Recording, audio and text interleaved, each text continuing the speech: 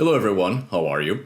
I'm Ari Theriger and today I'm going to answer a patron's question concerning the mythical event of Ragnarok, found in the source Voluspa, but also in the Prose Edda and other Eddaic sources, but concerning the Christian and pagan influences. The patron in question asked me specifically about the heavy Christian influences in the mythological account of Ragnarok, namely found in the Voluspa and within the Prose Edda. And I'll try to explain this as briefly as possible, but of course, as you might imagine, to find the Christian influences within these sources, we have to go stanza by stanza, phrase by phrase, to find the details. And I'm not going to do that because it's a tremendous amount of details that come from Christian religious thinking, but there's also a tremendous amount of pre-Christian pagan religious beliefs that have survived and can be found in the sources, and other details that are clearly from other religions, including Abrahamic ones, that are not Christian, but perhaps most importantly is the fact that when these sources were composed, and we are talking about a period more or less between the 10th and the 13th centuries of the Common Era, this is a period in Northern Europe of the great development of a religious mentality, which is the product of cultural syncretism and syncretic faiths, meaning since at least the 8th century in Scandinavia, people were already being buried with both Christian and pagan religious motifs. Viking Age graves show us that there was already in the north a great development of a religious mentality that was the fusion of different religious beliefs on a steady growth throughout Europe. So, when the several belief systems that were being passed around through oral tradition were finally put to parchment, finally compiled to deliver in written format, much of such belief systems were already a very complex fusion of pagan and non-pagan religious conceptions that had been going on for a couple of centuries already. And sometimes we fall into the error of trying to find the Christian influences in such sources by comparing the information with later Christian religious developments. But indeed, we must look at the Christian religious mentality of the time to better grasp such religious influences upon pagan belief systems, and vice versa. So, on this video today, it's really just a reminder of the heavy Christian influences on the Old Norse sources.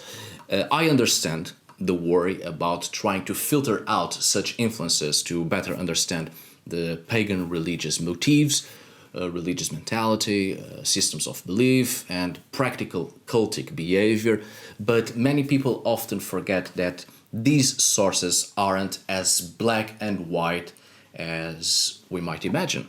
It's not just a fusion of pagan and Christian religious motifs.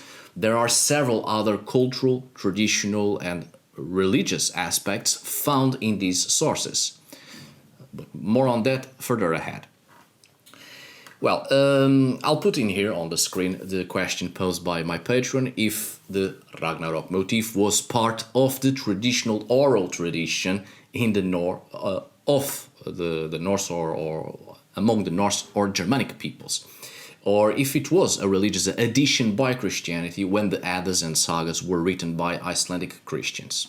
The patron also asked me something interesting, which will serve as an example of the Christian influences in the sources, which is Gimlé, a specific afterlife place which proves to be a good example of religious syncretism. So, with no more delay, let's get started, my dear friends, please. There are as much pagan influences within Christianity as there are Christian influences within paganism. Of course, we are talking about pagan systems of belief after the creation and the development of Christianity. Cultural syncretism and syncretic faiths has been a reality since the very first human being had a specific belief system and entered in contact with another human being with a completely different belief system. People have been exchanging ideas and cultures for a very long time, and we have never stopped doing that. Just look around at the various neo-pagan religions we have nowadays. They are not 100% accurate reflections of paganisms of the past, but instead an amalgamation of different cultures, traditions, and belief systems brought together and developed to fit into our modern thinking, and most importantly, to be able to accompany the changes and needs of our modern societies.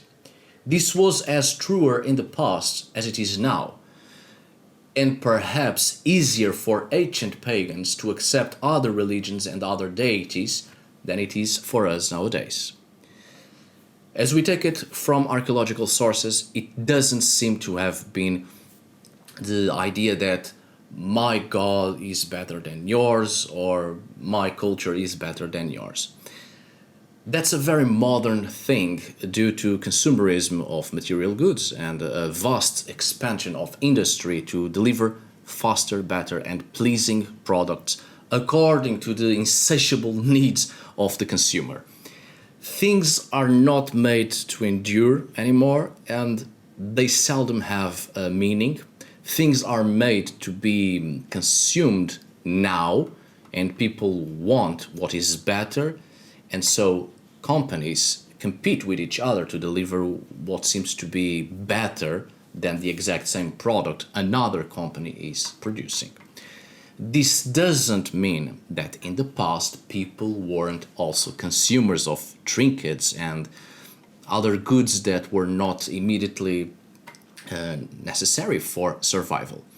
People have always loved objects, and that much is quite evident in archaeological context, and I speak as an archaeologist. But things had a purpose, a deeper meaning, and there wasn't the fervent need to compare this and that and see what's better and a massive industry to produce objects to feed the ego. Ancient pagans, as evidenced by archaeology and early written sources, had their gods and often also displayed faith and respect towards other people's gods when they came in contact with such peoples in their own lands. The gods were not objects to the pagans. People could not appropriate gods. Gods were understood to be real entities within the world. So going into a land where the gods are different, a sign of respect towards the gods of that land was necessary, precisely because these were unknown gods, unfamiliar gods, and better not anger them because we don't know what they can do. But this contact with other cultures also generated interest and appreciation for such cultures. And so people would adopt and even create their own versions of the cultures they came in contact with, and adopted and incorporated different gods into their pantheons, because it was beneficial to have a large set of deities that could provide a variety of beneficial things in people's daily lives. And as such, life had more quality due to the many blessings of different deities. The more the blessings, the bigger the chance to have a good life. So, in terms of objects and Christian influences in paganism in Northern Europe, perhaps it's useful to remind you about Thor's hammer, which I have spoken on my latest video concerning the god Thor. The Christian practice of wearing crosses seems to have inspired the Norsemen to wear as amulets the miniature representations of Thor's hammer. That's just one of the many examples noticeable in material culture. So obviously such religious influences are always noticeable in the stories of the gods and other mythological accounts. We must remember that those who have written about the Norse myths were Christians, such as the case of Snorre Sturluson. But in the case of the Völuspá, possibly written in the 10th century, not earlier than that, the person who wrote it was, without a doubt, knowledgeable in both pagan and Christian lore. I still maintain what I have said in other videos. The Voluspa is an outstanding work of literature and beautifully composed, but it is indeed the product of syncretic faiths. The person was quite aware of both pagan Norse and Christian religious conceptions. But we shall get to that. Let's take the example of Snorre Sturluson first, writing about Norse myths in the 13th century in Iceland within a very Christian society. In his Ynglinga saga, Snorre Sturluson asserts that his Scandinavian ancestors were mistaken in believing that the Aesir and Vanir were gods. He was quite clear that it was a mistake to believe that the Norse gods had been gods and instead were actually ordinary people whose earthly renown had been expanded and misconstrued by later generations. So we see perfectly well what Snorre thought about the Old Norse gods. He thought of them not as gods, and indeed the idea of being gods, according to him, was a misinterpretation by the peoples of the past who elevated to godhood ordinary people. This isn't false in some aspects, mind you, because that is exactly what happened to Brage. Brage is understood to be a god, but Brage was indeed an actual person whose poetry was so good that indeed there was a certain level of divinity attributed to this actual person, and he is one of the peoples that is to be found in Valhall according to the sources. But these are later conceptions, and Brage has been misinterpreted as a deity. But Snorre's opinion on the pagan gods is that they were not gods at all. And this is something we really must look into it, because this was a very common Christian thought when dealing with pagan gods, especially during the Middle Ages. Before Snorre, Christian monks, priests, and Christian clerical workers were already writing about the old pagan gods since at least the 6th century. For instance, Bede, the English Benedictine monk in the late 7th century and early 8th century, wrote about the Anglo-Saxon pagan gods, and he too already has this approach to undeify, to completely take out and deny the divinity of a being and turn the old gods into ordinary people. At the most, turn them into legendary heroes. Some people, even scholars, fall into the mistake of reading Bede's writings as some sort of preservation of Anglo-Saxon gods, customs, and traditions, which isn't. It's a religious criticism and at several points a mockery of the pre-Christian Anglo-Saxon beliefs. Bede was one of the very first and a fervent advocate of taking out the names of the gods from the names of the days of the week. He wanted to wipe out the pagan associations to the days of the week, but he failed in that. But this religious approach of turning the old gods into ordinary people was adopted by Snorre Sturluson in the 13th century.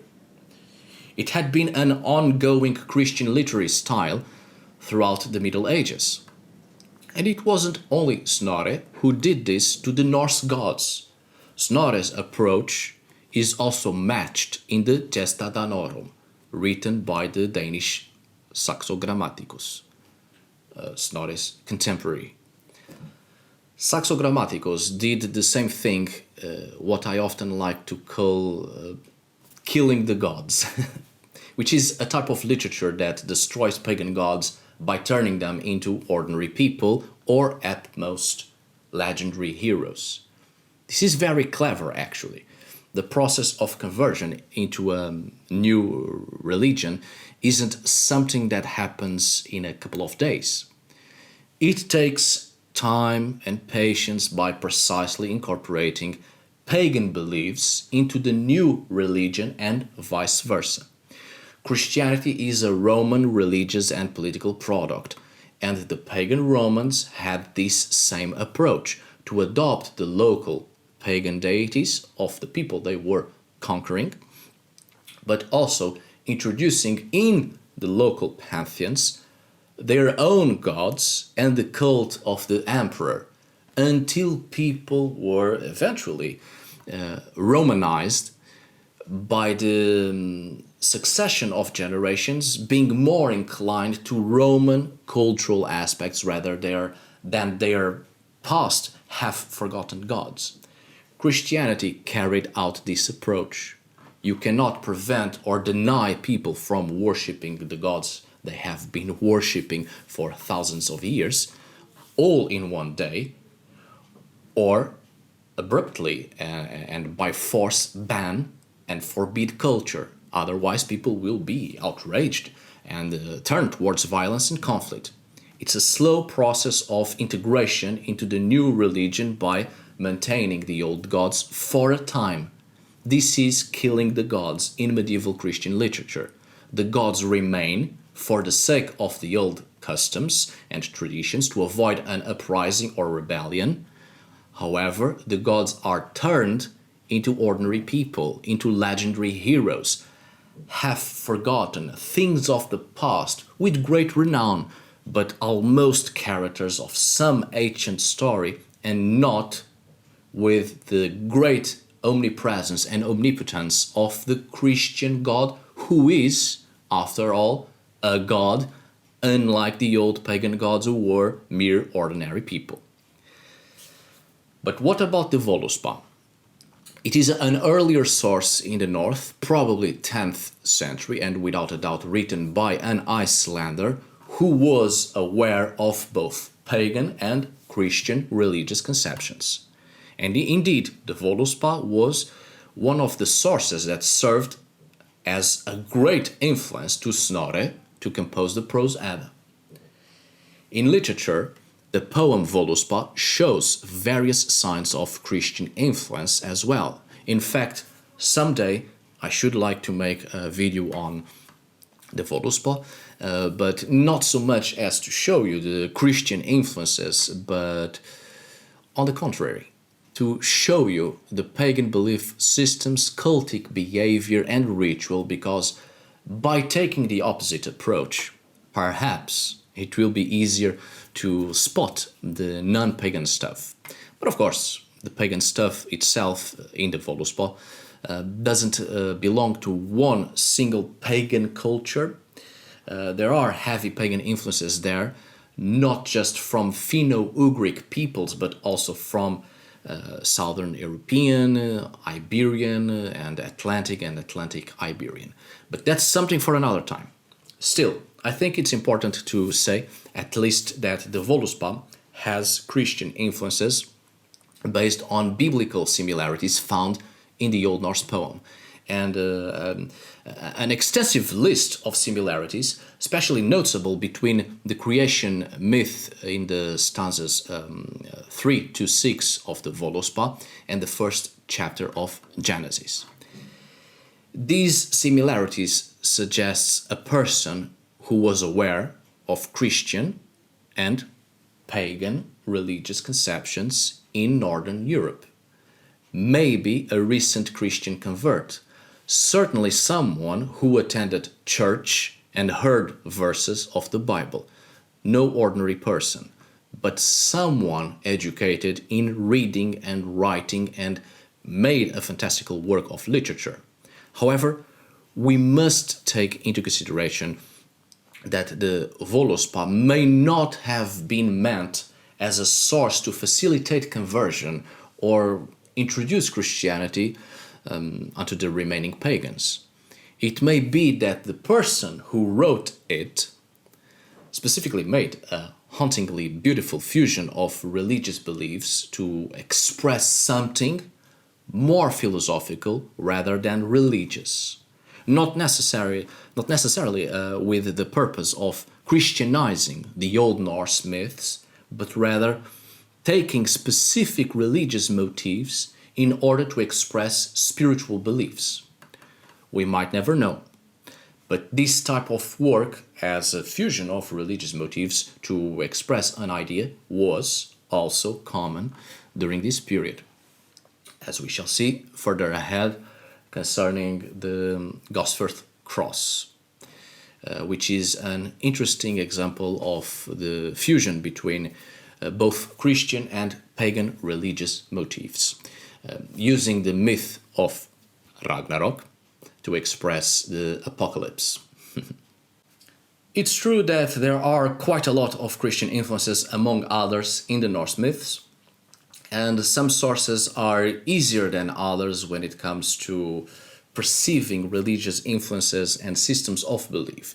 But perhaps the first thing we must take into consideration, especially the conception of Ragnarok, are not the religious influences, but actually the environmental influences. Let me explain. The Völuspá, without a doubt, was written by an Icelander, maybe several individuals, knowledgeable in both Christian and heathen religious conceptions and systems of belief. However, the Voluspa is an earlier source, one from which Snorre Sturluson was greatly influenced by, and probably one of the very few sources at hand at the time to compose the Prose Edda.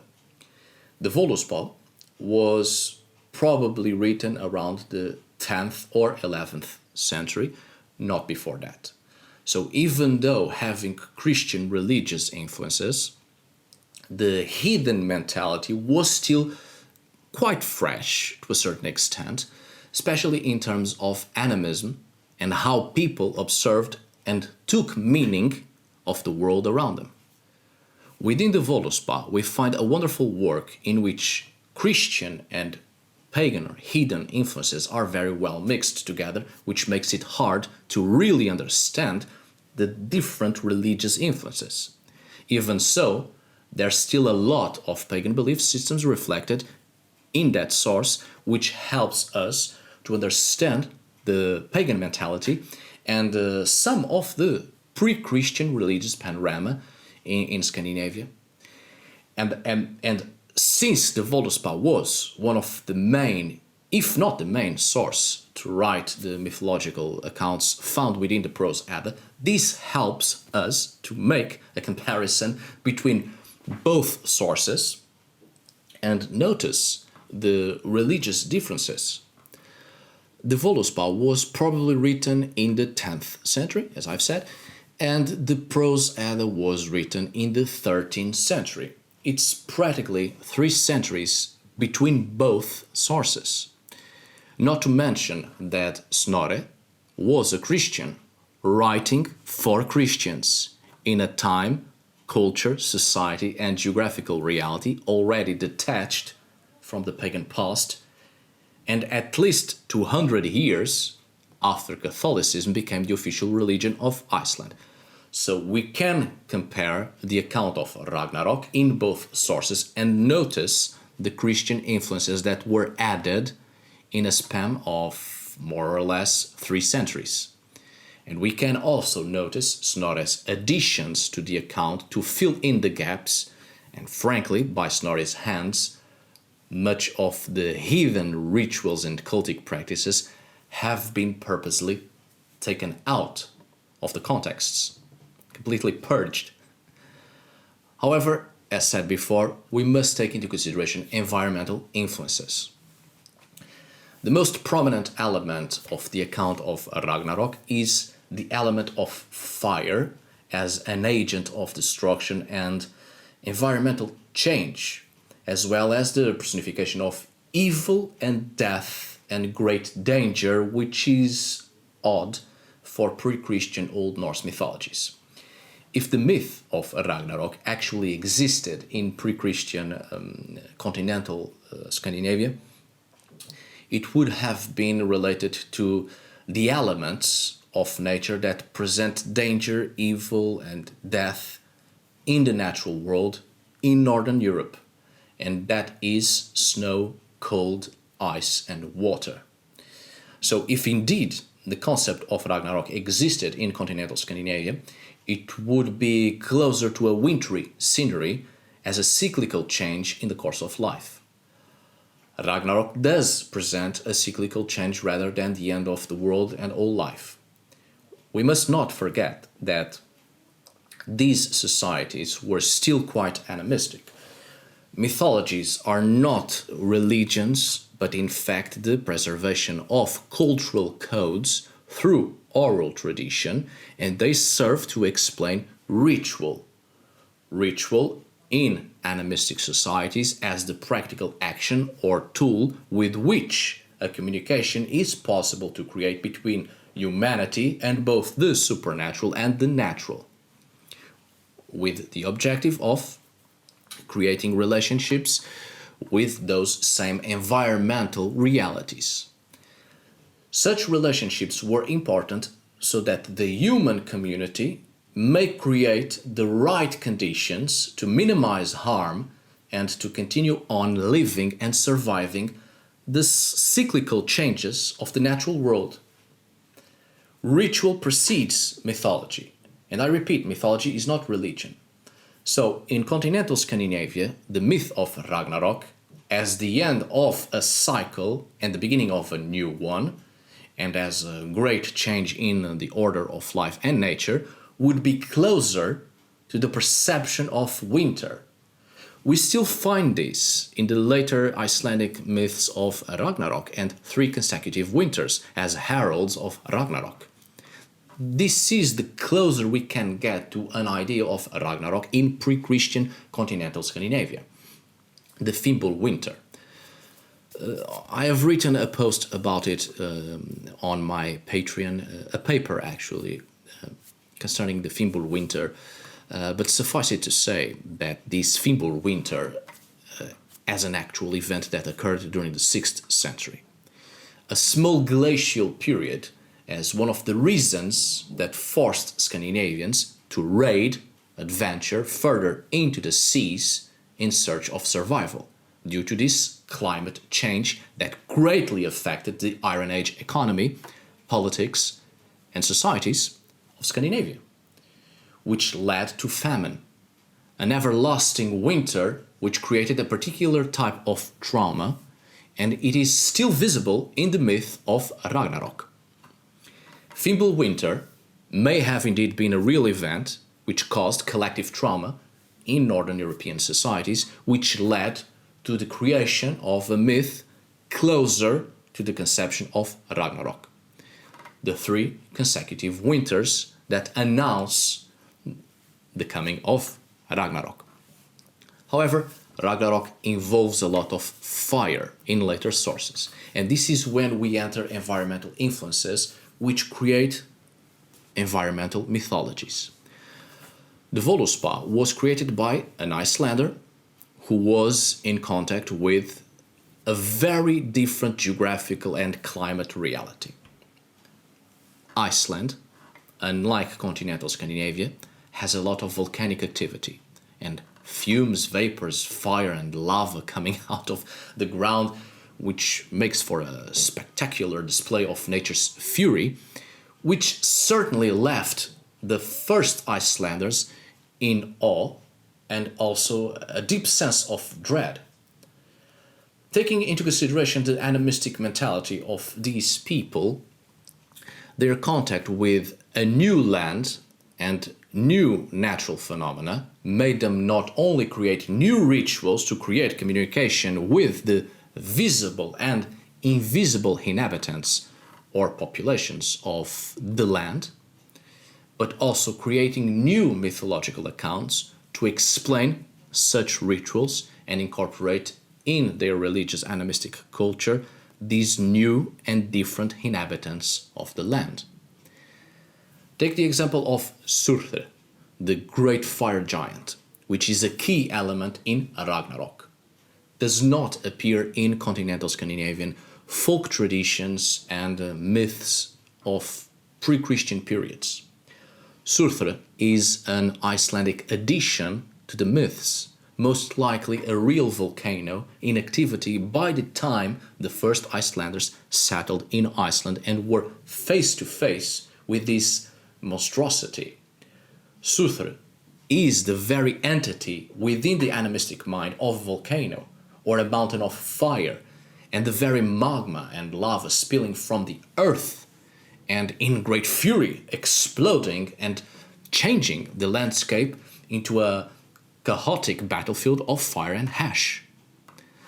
Let's not forget that Scandinavians, and perhaps none more so than Icelanders, through poetry and canings, created a visual series of events to better illustrate their mythologies and to better remember the ideas within such mythologies through the easy association of elements.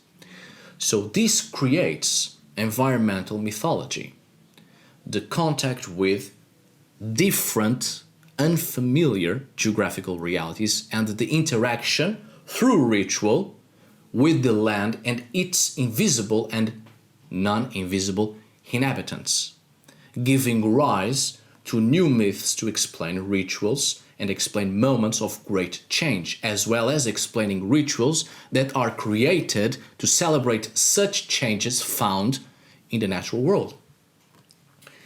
The myth of Ragnarok wasn't a static one. There are several elements in it from several different periods, but also based on several different contexts with different geographical realities. And also the development and the change of the religious mentality through time.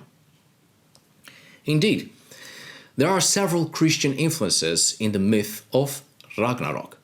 Perhaps the most striking is how Loke is compared to the Christian devil, which I've also written about an academic work. Actually, I keep on Patreon. I keep my academic works on Patreon.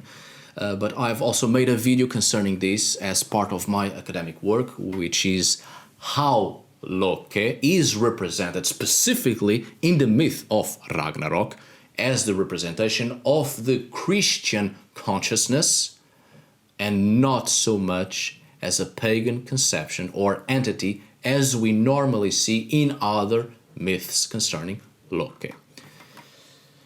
But we also must not forget that these myths were written in Iceland.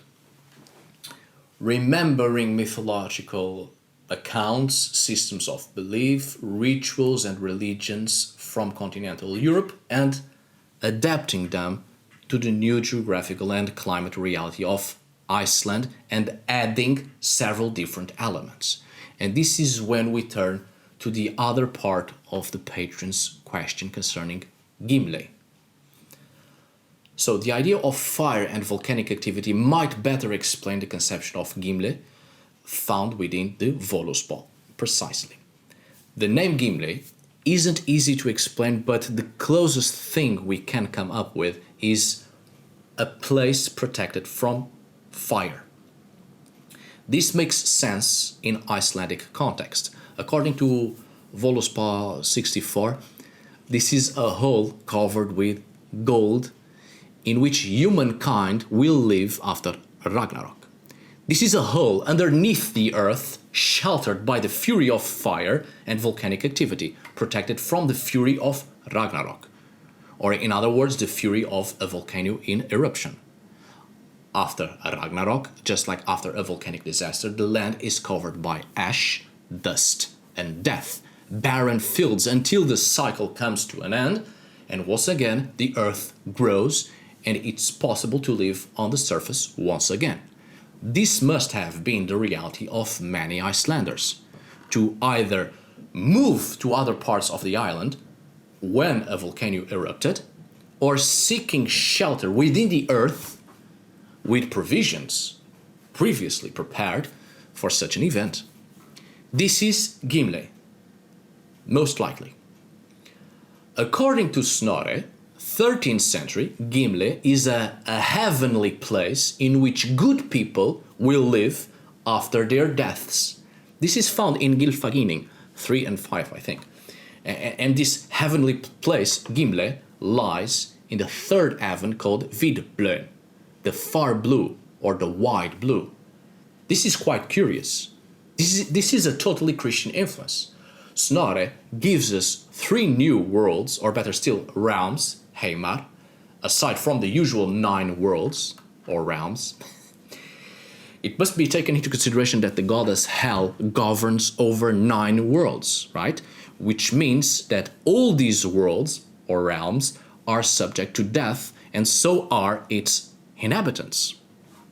However, the 3 additional realms Snorre gives us are all in the high heavens, above all the other worlds or realms, including above that of the gods. The gods are mortal as well, so they are also subject to death, just like all the other inhabitants of the 9 worlds. And he, Snorre, specifically says that the inhabitants of these higher worlds cannot die. The inhabitants are the light elves, which Snorre equates with angels. See my latest video about Dwergar and the light elves for more information on this.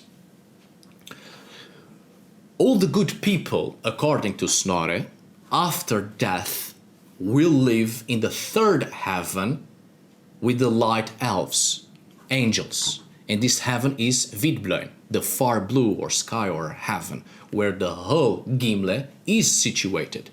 So the pagan conception of Gimlé found in the earlier source Völuspá no longer makes sense in a Christian society.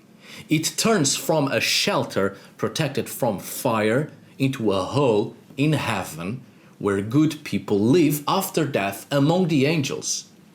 This whole concept is Christian.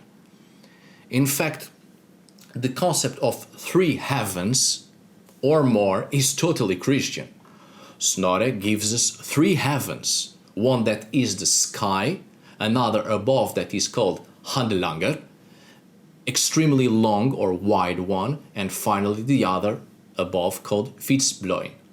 Snorre appears to have taken these names and these ideas from the medieval didactic dialogue Elucidarius. The second heaven of Snorre, Handlanger, is mentioned in this work, Elucidarius. In the Icelandic translation, this heaven was precisely called Handlager, Himin.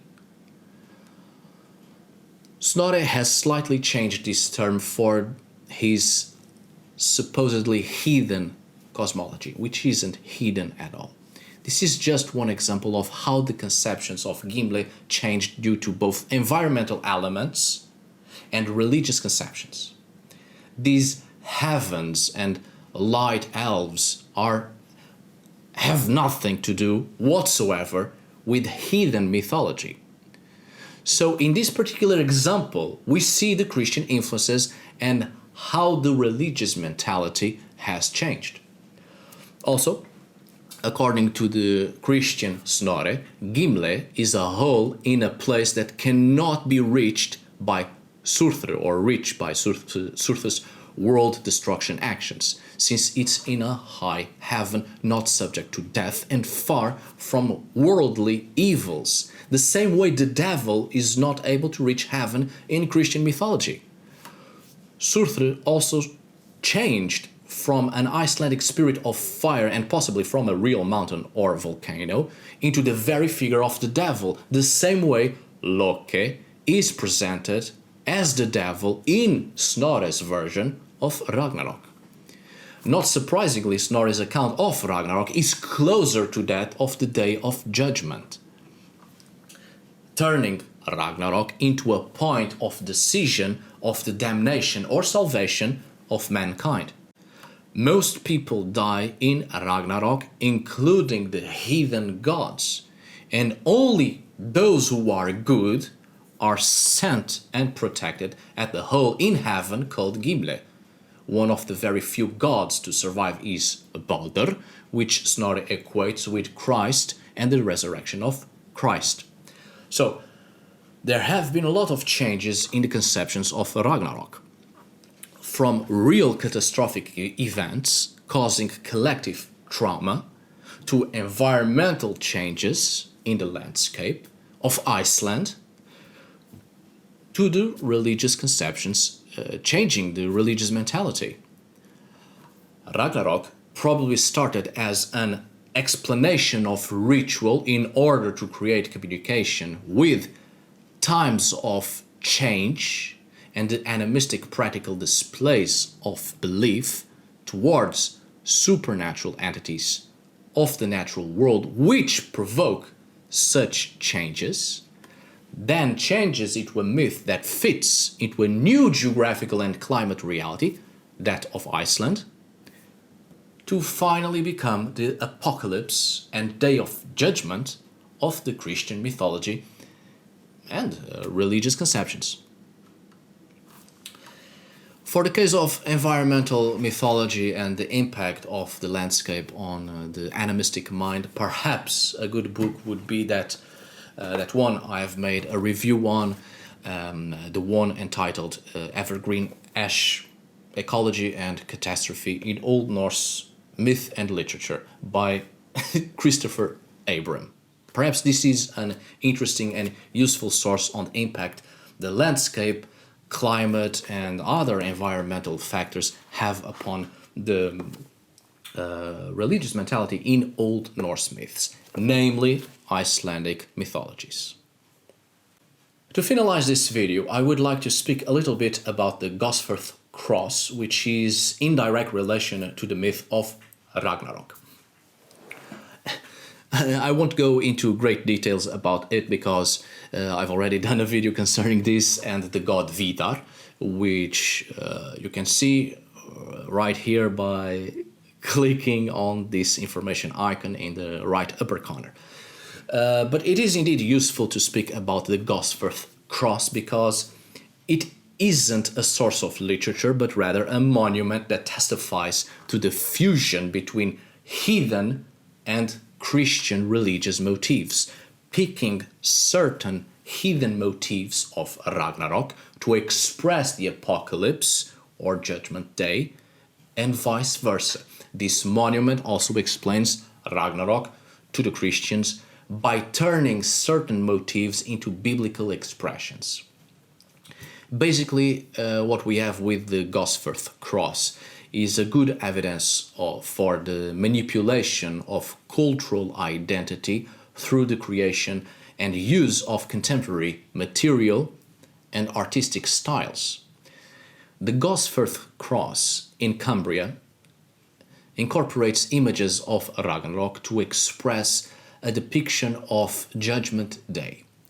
We are talking about a monument of the 10th century, which marks a great change in the religious mentality of Scandinavians, especially with the first king of Norway, King Haakon, who was a Christian and was trying to adopt with success a Christian-style monarchy. The Anglo-Saxon monument here referred is more of a display of Anglo-Scandinavian contact and an expression of the local elite or aristocracy precisely to express the multicultural affiliations. By this period, the church was a dominant power in Anglo-Saxon England. It was a deeply rooted social structure that Scandinavians could not possibly erase. In fact, I very much doubt they wanted to erase it, as we see from archaeology that the Scandinavians were all actually pretty quick in adopting several Christian religious motifs, including Christ as yet another god in their pantheon of heathen gods, and also adopting the cross as it is found in several Viking Age graves as early as the 8th century.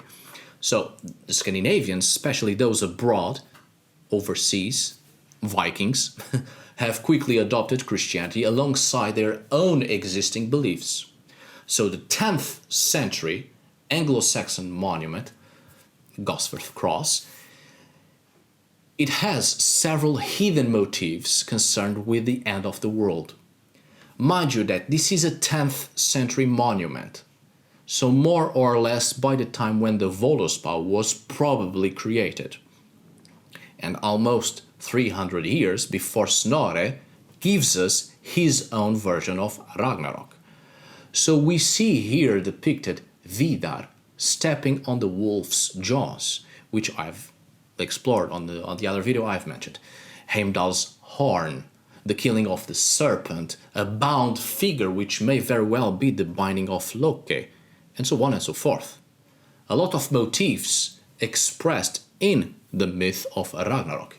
Indeed, these motifs from Norse myths have been deliberately chosen because they can also represent a variety of conceptions from Christian teachings and used to explain the victory of Christ over the infernal powers as well as the day of judgment. Including the bound figure, which, without a doubt, it is the binding of Loki. However, it is also at the same time the image of the bound devil of the apocalyptic tradition. All these motifs are both familiar to the heathens and to the Christians, but also help the new converts to understand the new religion by comparing with things they are familiar with. The Gosforth Cross comes in a time and in a place, northern England, precisely at a moment in history when Viking settlers were already well established in northern England. A monument of cultural syncretism, the manipulation of cultural identity to better express religious ideas of two worlds which were very much fused together by this time. Those who created this monument picked specific key events or elements or motifs of the myth of Ragnarok and deliberately put them together. All these scenes are capable of expressing both Christian and heathen religious interpretations. And there's no doubt that this was erected as a Christian monument, not heathen. So this begs the question, was this monument created before the Voluspa?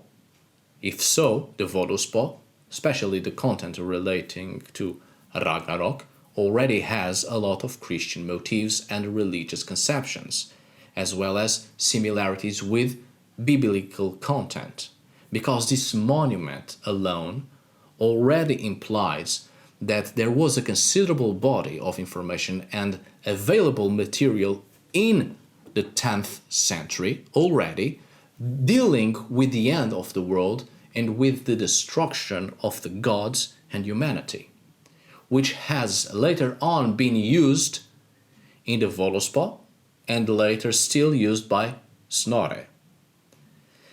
I think we should reflect on the fact that the heathen gods die at Ragnarok. By the 10th century, Ragnarok motifs are used to explain Judgment Day. So how far is this literal death of the gods a Christian theme?